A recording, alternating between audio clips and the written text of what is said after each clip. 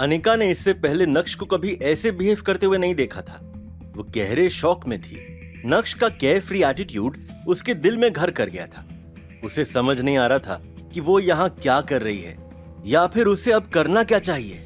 अभी Mambo uncle चिल्लाते हुए अपने परिवार वालों से कह रहे थे कि उन्हें जल्दी से जल्दी हॉस्पिटल लेकर जाया जाए कि तभी दरवाजे के बाहर से एक आवाज आई, madam, Badani group of companies की ओनर हिमानी शाह आई हैं।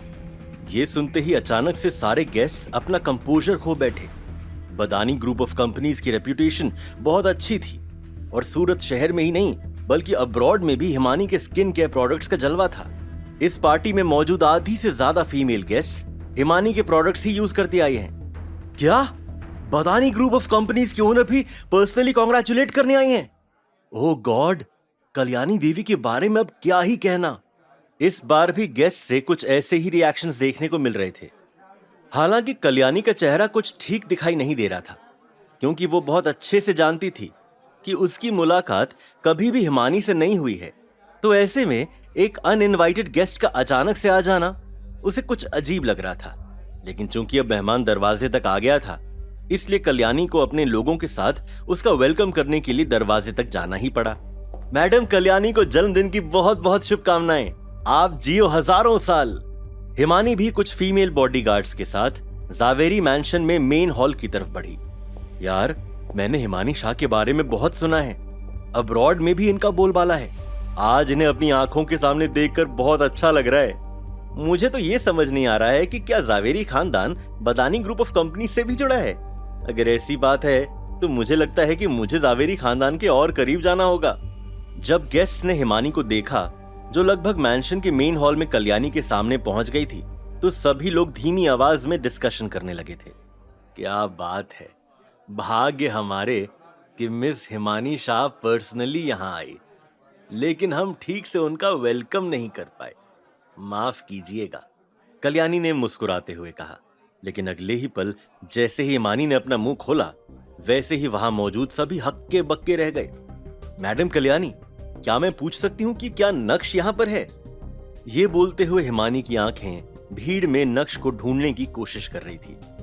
सॉरी मिस हिमानी, लेकिन नक्श तो रंगरेज रेस्टोरेंट से ही निकल गया था। उसके बाद हम यहाँ आए हैं। कल्याणी का चेहरा उदास हो गया था।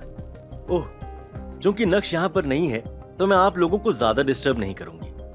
ये बोलते हुए हिमानी ने भी कार्तिक की तरह अपना हाथ हिलाया और एक फीमेल बॉडीगार्ड ने तुरंत ही टेबल पर एक गिफ्ट बॉक्स रख दिया। मेरी तरफ से आपके लिए एक छोटा सा तोहफा। ये बोलने के बाद हिमानी पीछे मुड़ी और अपनी पलटन के साथ वहां से निकल गई। हालांकि मैम्बो अंकल ये सारा माजरा देख तो नहीं पा रहे थे, लेकिन उन्हें सुनाई सब कुछ दे रहा था और ये सब सुनकर उनके चेहरे पर 13 बज गए थे। 12 तो पहले से ही बजे हुए थे। और सिर्फ मैम्बो अंकल ही नहीं, जावेरी खानदान के बाकी के लोग भी पूरी तरह से शॉक्ड थे। सूरत के 2 अरबपति बिजनेसमैन नक्श को मिलने यहां आए थे। जिस नक्श को जावेरी खानदान ने पिछले 2 सालों से सिर्फ एक कचरा समझा, दरअसल वो कचरा नहीं है, हीरा है, हीरा। अरे कोई जाओ और नक्श को ढूंढ कर यहां लेकर आओ। तुरंत ही कल्याणी ने जोर से चिल्लाते हुए एक ऑर्डर पास किया। उस ऑर्डर को सुनकर अनिका की तरफ से सबसे पहला रिएक्शन आया और तुरंत ही उसके कदम मैंशन से बाहर की तरफ बढ़ने लगे। जब विहान ने देखा कि अनिका बाहर जा रही है तो वो भी उसे फॉलो करने लगा था। उसके बाद जावेरी खानदान की सारी यंग जनरेशन को कल्याणी ने नक्श को ढूंढने के अभियान में लगा दिया था। जावेरी खानदान के मैंशन से बाहर आकर अनिका ने जल्दी से अपना फोन बाहर निकाला और नक्श का नंबर डायल किया। जैसे ही नक्श ने कॉल उठाया, वैसे ही अनिका बोली, कहाँ हो तुम? रास्ते में हूँ, घर जा रहा हूँ। तुम परेशान मत हो, मैं सारा सामान पैक करके आज रात को ही निकल जाऊंगा। नक्श ने कड़क अंदाज में बोला। वेट फॉर मी, मैं अभी आ रही हूँ, अनिका ने लगभग चिल्लाते हुए कहा। कॉल कट करने के बाद अनिका ने एक टैक्सी रोकी और उसमें बैठकर निकल गई। जब विहान ने सीन को देखा तो वो भी पार्किंग लॉट की तरफ भागा। आधे घंटे बाद जब अनिका टैक्सी से बाहर निकली तो उसने देखा कि विहान उसकी तरफ भागते हुए आ रहा है। ये देखकर वो अचानक से चौंक गई। अनिका, तुम घर क्यों आई हो? क्या तुम कुछ जरूरी सामान भूल गई? ये बोलते हुए विहान ने अनिका का हाथ पकड़ा और बोला, अगर कुछ इंपॉर्टेंट नहीं है तो मेरे साथ वापस चलो। दादी हमारी शादी अनाउंस करने वाली हैं, मुझे जाने दो। अनिका ने अपना हाथ छुड़ाने की कोशिश की और बोली, तुम भी यहां से चले जाओ। क्या तुम नक्श को ढूंढने वाली हो? विहान ने गहरी सांस लेते हुए कहा और अचानक से उसकी आंखें लाल हो गई थी। मैं मानता हूं कि मैंने उस कचरे को अंडर एस्टिमेट किया, लेकिन दादी हमारी शादी के लिए मान गई है। उसके बाद तुम मेरी बीवी कहलाओगी। अगर उसे तुम्हारे साथ नहीं रहना है तो भाड़ में जाने दो ना उसे। विहान अब धीरे धीरे एंग्शियस होने लगा था। विहान के एंग्शियस होने के पीछे एक बहुत बड़ा कारण था। विहान ने कल्याणी के सामने जो डील रखी वो असली डील नहीं थी। अब विहान के पास कुछ भी नहीं बचा था, लेकिन इस बारे में जावेरी खानदान को कुछ भी नहीं पता था। जब तक उन्हें पता ना चले तब तक विहान इस अपॉर्चुनिटी का फायदा उठाकर अनिका के साथ जल्दी से जल्दी शादी करना चाहता था। अगर वो और अनिका फिजिकल हो गए तो फिर उसके बाद अगर उसकी सच्चाई बाहर भी आ जाएगी तो वो उसे अनिका के साथ प्यार का रंग दे देगा। जावेरी खानदान के पैसों का इस्तेमाल करके वो फिर से अपना बिजनेस खड़ा कर सकता था। जब विहान ने इस बारे में सोचा कि वो एक तीर से दो निशाना लगा सकता है तो वो कुछ ज्यादा ही एक्साइटेड हो गया था और अपने प्लान को पूरी तरह से भुनाने के लिए तैयार था। नहीं, मैं उससे आखिरी बार मिलना चाहती हूँ। एक पल के लिए अनिका हेजिटेट हुई, लेकिन उसके बाद उसने फिर से कहा, विहान, भले ही दादी मान गई होगी, लेकिन मैं तुमसे शादी नहीं करना चाहती। क्यों? क्या तुम सच में उस कचरे को पसंद करती हो? विहान ने गुस्से में दहाड़ते हुए कहा। मेरी शादी को लगभग 3 साल हो गए हैं। अगर मैं 3 साल तक किसी कुत्ते को भी पालूं तब भी मेरे अंदर फीलिंग्स तो होगी ना। हालांकि अनिका एडमिट करने को तैयार नहीं थी, लेकिन उसके अंदर नक्श को लेकर ट्रू फीलिंग्स थी। नहीं, उस कचरे के बारे में तुम्हें सोचने की जरूरत नहीं है। तुम्हें मेरे साथ यहां से चलना होगा। एक बार फिर से विहान ने दहाड़ते हुए कहा और उसके बाद दोनों एक दूसरे को खींचने लगे। क्या कहते हैं उसे? हाथापाई। उन दोनों के बीच में हाथापाई शुरू हो गई थी। अभी वो दोनों एक दूसरे से आर्ग्यू कर ही रहे थे कि तभी एक ब्लैक कार सड़क के किनारे आकर रुकी और उस कार से चित्रा बाहर निकली। अनिका, विहान, तुम दोनों यहां पर क्या कर रहे हो? चित्रा ने कहा। तुम दोनों वापस मैंशन नहीं जा रहे? उधर मम्मी जी तुम दोनों की शादी डिसाइड करने वाली हैं। नहीं, मुझे वापस नहीं जाना है। मुझे आखिरी बार नक्श से मिलना है, अनिका ने अपने दांत रगड़ते हुए कहा। उसी समय विहान ने गहरी सांस लेते हुए चित्रा की ओर देखा और उसके बाद अनिका को देखकर उसके चेहरे पर एक मीनिंगफुल स्माइल आ गई थी। आंटी, आज बहुत ज्यादा ही गर्मी है। क्यों ना आप अनिका के साथ कार में बैठिए। थोड़ा समझाइए इसे कि ये जिंदगी का मामला है। शांति से सोचकर फैसला ले। मैं अभी कोल्ड ड्रिंक लेकर आता हूं। दिमाग ठंडा होगा तो ठीक से सोच पाएगी। ये बोलने के बाद विहान पीछे मुड़ा और उसके कदम कन्फेक्शनरी स्टोर की तरफ बढ़ने लगे थे। मम्मी, मुझे कोई बात नहीं करनी है। आप विहान को यहां से जाने के लिए कह दो। मुझे उससे शादी नहीं करनी है। विहान के वहां से जाते ही अनिका ने अपनी मां के सामने अपने दिल का हाल बयां किया, लेकिन चित्रा तो खुद चाहती थी कि अनिका और विहान की शादी हो, तो ऐसे में चित्रा तो उसकी कोई मदद नहीं कर सकती थी।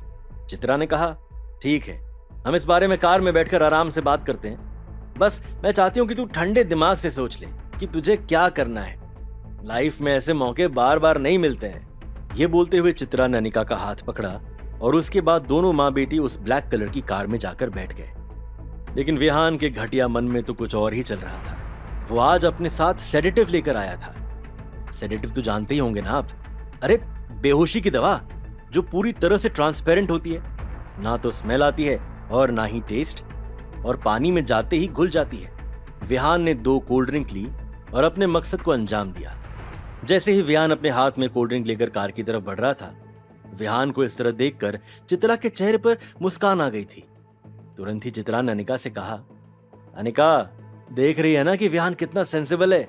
आज गर्मी ज्यादा है तो उसे तेरी इतनी फिक्र है कि तेरे लिए कोल्ड ड्रिंक लेकर आया। आज तक नक्श ने कभी ऐसा कुछ किया है?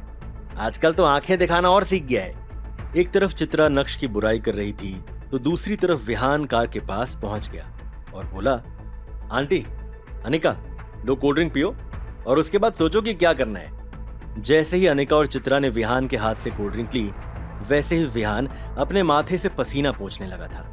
आज वाकई में काफी गर्मी थी क्योंकि बारिश का मौसम आने वाला था और इस वजह से ह्यूमिडिटी बहुत ज्यादा थी। अनिका और चित्रा दोनों ने ही आधे से भी ज्यादा कोल्ड ड्रिंक गटक ली थी। अनिका, मैंने ठंडे दिमाग से सोचा और मैं इस नतीजे पर पहुंची हूं कि हम वापस मैंशन जा रहे हैं। उस नक्श में ऐसा कुछ भी खास नहीं है कि तुम उसकी वजह से अपनी जिंदगी खराब करो। बस अब मैं आगे और कुछ भी नहीं सुनूंगी। ये बोलते हुए चित्रा ने कार की चाबी विहान को पास की। नहीं मम्मी, मुझे नक्श। अनिका कुछ बोलने जा रही थी, लेकिन अचानक से उसे कुछ फील होने लगा। उसका सर अचानक से भारी होने लगा। उसे अपना शरीर कमजोर, बहुत कमजोर महसूस होने लगा और देखते ही देखते अनिका बेहोश हो गई। चित्रा के साथ भी कुछ ऐसा ही हुआ। दोनों की कोल्ड ड्रिंक कार में ही गिर गई थी। विहान के चेहरे पर शातिर मुस्कान नाच रही थी। उसने जल्दी से कार स्टार्ट की और निकल गया। नक्श, जो घर की बालकनी में ही खड़ा था, उसने इस नजारे को अपनी आंखों में कैद कर लिया था। 1 घंटे बाद जब चित्रा को होश आया तो उसने देखा कि उसे और अनिका को बांध के रखा है। बचाओ, कोई है? हमें बाहर निकालो, बचाओ, बचाओ! चित्रा जोर जोर से चिल्लाने लगी थी। अरे आंटी, क्यों गला फाड़ रही हैं? अपनी ताकत बचा के रखिए। चिल्ला चिल्ला के आपका गला बाहर आ जाएगा, लेकिन आपको यहां पर कोई भी बचाने वाला नहीं आएगा। टॉवल से अपने बाल पोंछते हुए विहान के कदम उस कमरे के अंदर बढ़े जहां उसने अनिका और चित्रा को बांध के रखा था। विहान, ये तुम क्या कर रहे हो? जल्दी से खोलो और हमें यहां से जाने दो। देखो, मैं तुम्हें बोल रही हूं कि तुम अभी बहुत जवान हो। कंफ्यूज होकर अपने फ्यूचर को इस तरह बर्बाद मत करो। चित्रा काफी ज्यादा एंग्शियस हो गई थी। जो कुछ भी हो, लेकिन चित्रा अपने दिल में जिसे एक परफेक्ट सन इन लॉ समझ बैठी थी, वो उनके साथ कुछ ऐसा करेगा, उसने ऐसा किसी सपने में भी नहीं सोचा था। चुप कर बुढ़िया। गुस्से में विहान के कदम चित्रा की तरफ बढ़े और उसने चित्रा के चेहरे पर एक जोरदार तमाचा जड़ दिया। उसके बाद विहान ने चित्रा के बाल पकड़े और बोला, तुझे क्या लगता है कि मुझे सच बताने से डर लगता है? नहीं, बिल्कुल भी नहीं। मैं बहुत सालों से बिजनेस की दुनिया में मेहनत कर रहा हूं। मेहनत करके ही मैं वहां तक पहुंचा, लेकिन एक ही झटके में मुझे किसी ने बर्बाद कर दिया। और हंसने वाली बात यह है कि मुझे पता ही नहीं कि मैंने किसे ऑफेंड किया। मेरा सब कुछ चला गया, मैं बर्बाद हो गया। ये बोलते हुए विहान के चेहरे पर उदासी दिख रही थी। क्या वो ड्रीम लवर नेकलेस सच में तुमने नहीं खरीदा है? विहान की कहानी सुनकर अनिका स्टन रह गई थी। हालांकि अनिका ने विहान को कॉल करके ड्रीम लवर के बारे में पहले भी पूछा था, लेकिन क्या अनिका को अभी भी लग रहा था कि वो ड्रीम लवर नेकलेस विहान ने खरीदा है? अब क्या अनिका का कैसा रिएक्शन देखने को मिलेगा? विहान ने चित्रा और अनिका को किडनैप क्यों किया होगा? क्या वो जावेरी खानदान से पैसा निकलवाना चाहता है, या फिर वो जबरदस्ती अनिका से शादी करना चाहता है? नक्श, जिसने ये सब होते हुए देख लिया है, वो अब क्या करने वाला है? क्या अब विहान की बैंड बजने वाली है? जानने के लिए देखिए अगला एपिसोड सिर्फ पॉकेट एफएम के YouTube चैनल पर, और इंस्टा एम्पायर के सारे एपिसोड सुनने के लिए डिस्क्रिप्शन में दी गई लिंक से डाउनलोड कीजिए पॉकेट एफएम ऐप।